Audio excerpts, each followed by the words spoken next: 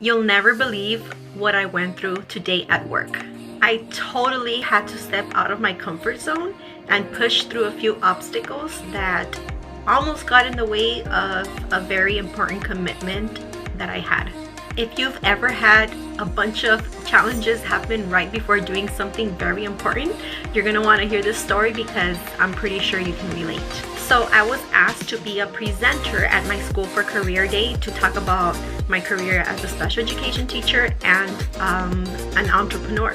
So of course for that second part, I needed water to do a few experiments with it. And right before going to my first class, one of my students grabbed my water and dumped out the whole gallon of water on the floor. It was everywhere. And then my students, being curious, they ran and they were trying to play with it. So I was there trying to clean up before I headed out to my first class.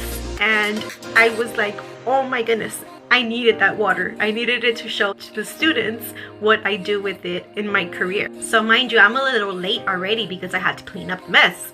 When I get there, I have technical difficulties, like we can't log on to the slides, and then when we finally bring up my slides, it keeps getting frozen.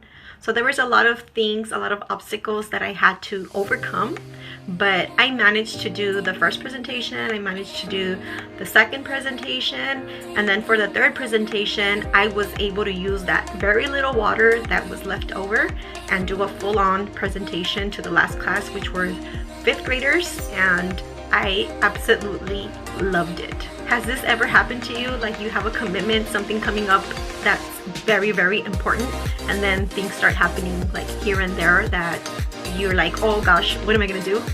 If so, let me know. Let me know because I really want to hear, how you overcame these things and how you pushed through and still did what it is that you had to do.